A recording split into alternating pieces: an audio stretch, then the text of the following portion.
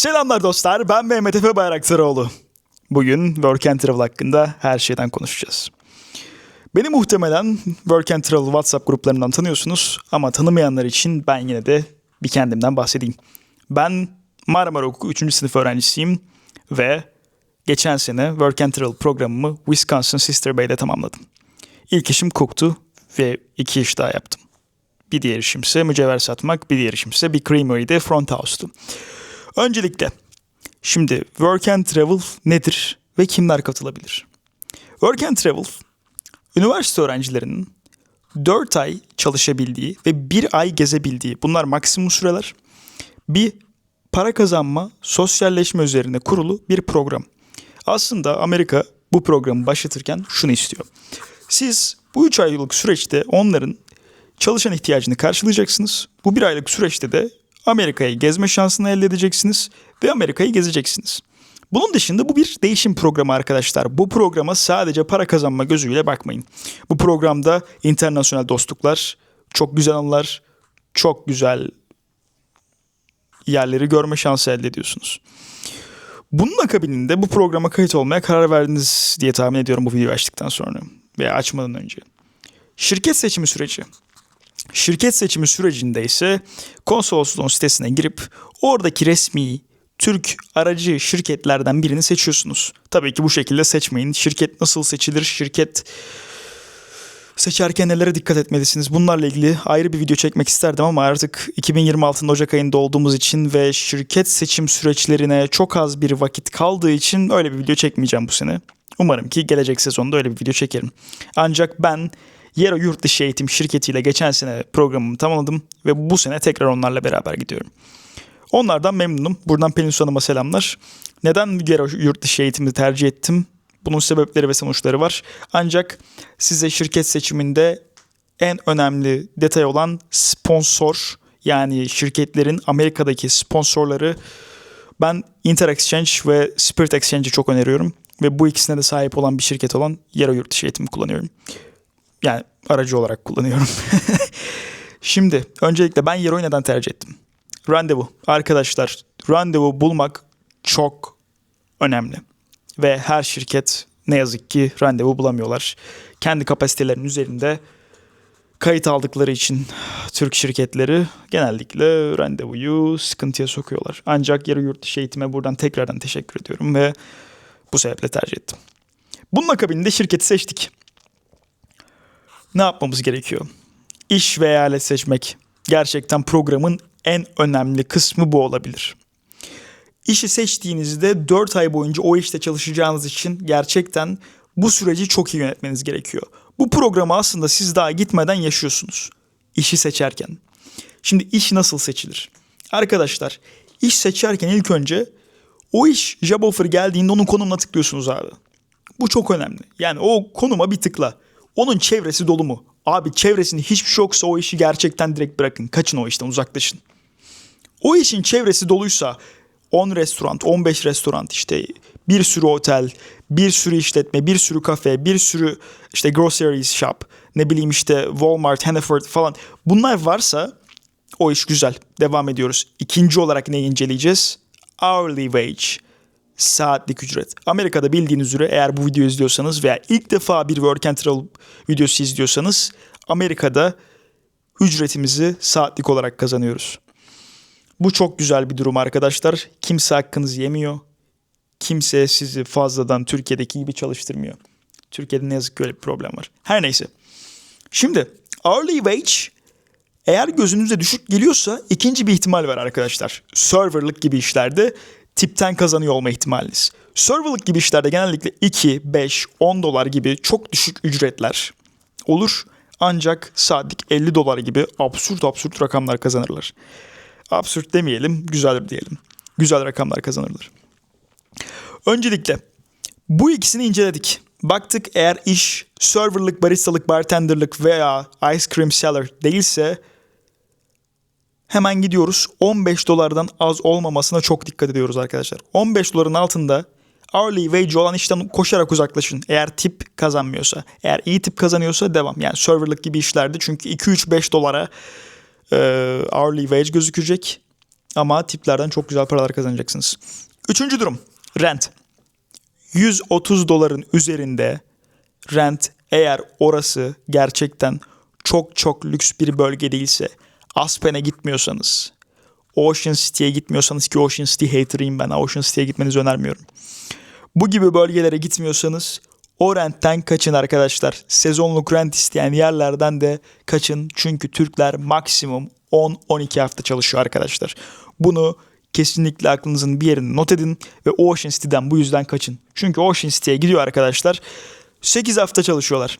Bir bakıyoruz sezonluk $3.000 kira. Bölüyorsun 3.000'i 8'e, çok absürt bir para. Her neyse, geçtik. Dördüncü durum. Income tax'in düşük olduğu eyaletleri tercih etmeye çalışın dostlar. Florida, New York gibi eyaletlerden koşarak uzaklaşın. Benim naçizane önerim. Çok yüksek hourly wage'i vardır, etrafı çok güzeldir vesaire, renti düşük yakalamışsınızdır. Yapıştır, devam. Ama eğer income tax çok yüksekse ve ortalama bir işse, ikinci iyi bir alternatifiniz varsa oradan devam edin. Bunun akabinde işimizi de seçtik. Vize görüşmesi süreci. En karın ağrısı yaratan süreç. Şimdi bu süreç nasıl ilerliyor? Genellikle yıllardır ben bireysel randevuya denk gelmedim. Yani ben bu programı 3 senedir inceliyorum. Geçen sene de programı yaptım. Bireysel randevuya daha denk gelmedim. Bu sene bireysel randevu olacak diyenler var ama bireysel randevuda da yine şirketler, bizim aracı şirketlerimiz, Türkiye'de atıyorum ben işte yarı yurt dışı eğitime kayıt oldum bu sene de yine. Bana yarı yurt dışı eğitim bu vize randevusunu alacak. Şimdi bu vize randevusu alındığında ne gibi durumlar var? Arkadaşlar ya Ankara'ya ya İstanbul'a gideceksiniz. Eğer başka bir şehirde yaşıyorsanız, yaşadığınız şehrin dışında bir şehirde vize randevusu alındıysa size ki seçim hakkınız yok. Çünkü o süreç çok sıkıntı. Videonun önceki kısmında bahsettiğim bu Türk şirketlerinin kapasitelerinin üzerinde vize öğrenci kaydı almalarından dolayı vize randevusu alamıyorlar bazen. O yüzden genellikle seçme şansımız olmuyor bizim. Her neyse. Vize randevunuz alındı diyelim. Umarım yarı yurt dışı eğitime kayıt olmuşsunuzdur. Her neyse. Vize randevunuz alındığında vize gününüzde gidiyorsunuz konsolosluğa.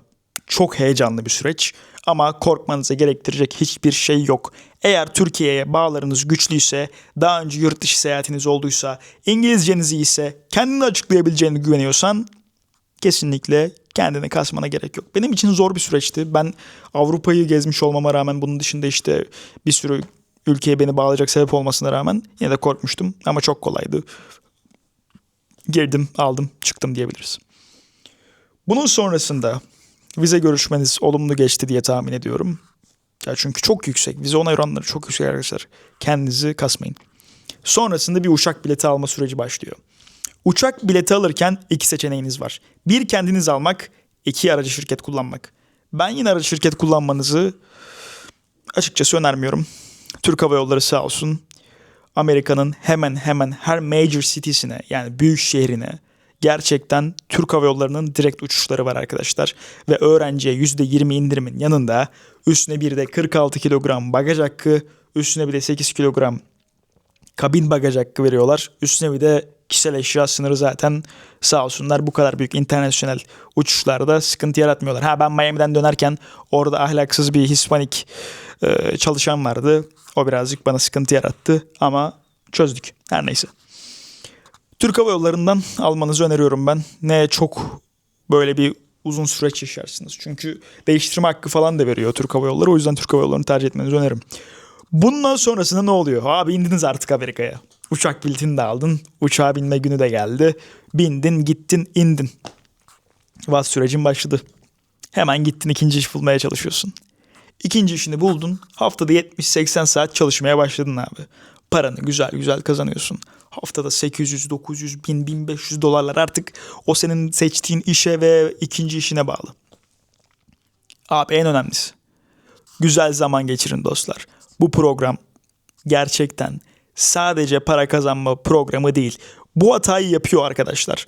Denk geliyorum, görüyorum ama benim size en büyük önerim, gerçekten iyi bir bölge seçtiyseniz sosyallik açısından kesinlikle oradaki arkadaşlarınızdan kopmayın. Çok güzel dostluklar ediniyorsunuz. İnternasyonel, Taylandlı, Mongolyalı, Arnavut, Romanyalı, Hispanik, İtalyan, İspanyol, whatever. Dünyanın her yerinden dostlarınız oluyor arkadaşlar. Çok güzel bir program bu açıdan. Sonrasında work kısmı bitti ve bir aylık grace period'inize girdiniz. Yani DS 2019'unuzu da yazan çalışma süreniz bittiğinde grace period'e giriyorsunuz. Yani travel sürecinize. Bu grace period'da istediğiniz Amerika'nın her yerine gidebilirsiniz. Alaska'dan Hawaii'ye hiçbir sınır yok. Ben nereleri gezdim diye sorarsanız Chicago, New York ve Miami'yi gezdim bu sene. Önümüzdeki sene de Batı'yı gezeceğim. Yani bu sene. Haziran ayında gitmeyi planlıyorum Amerika'ya. Ekim ayında da işte umarım ki bu sene Hawaii'ye gitmek istiyorum. Las Vegas'a gitmek istiyorum. Los Angeles'a gitmek istiyorum. Whatever. Bu gibi yerleri gezmek için cebinizde paranız da olacak work'ten sonra zaten bu gibi yerleri geziyorsunuz. Travel muhteşem. Travel'la ilgili zamanı gelince bambaşka bir video daha çekerim. Evet, asıl merak ettiğiniz nokta muhtemelen ne kadar para kazandım. Arkadaşlar ben ortalama 20 bin doların üzerinde bir para kazandım. Ancak bu para nerede hiçbir fikrim yok. Şimdi ben çok geç gittim Amerika'ya bu sene. 1 Temmuz gibi işime başladım. Hatta 1 Temmuz'da da beni işime başlatmadılar. 3 Temmuz'da başlattılar. Gittim ve bekledim vesaire. Çünkü 4th of July, 4 Temmuz Amerika'nın kuruluş günü. Amerika'nın doğum günü. Bizim 29 Ekim gibi onların en böyle şaşalı kutladıkları bayramları. Bu sebeple ben ikinci iş falan da çok geç buldum. Yani işte 10 Temmuz'da vesaire.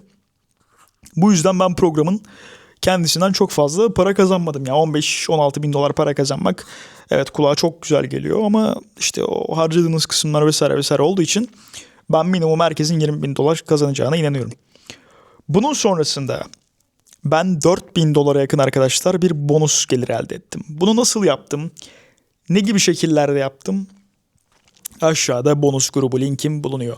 Oradan grubumuza katılarak her şeyi öğrenebilirsiniz. Sezonda hepsini detaylı anlatacağım. Video bu kadardı. İzlediğiniz için çok teşekkür ediyorum.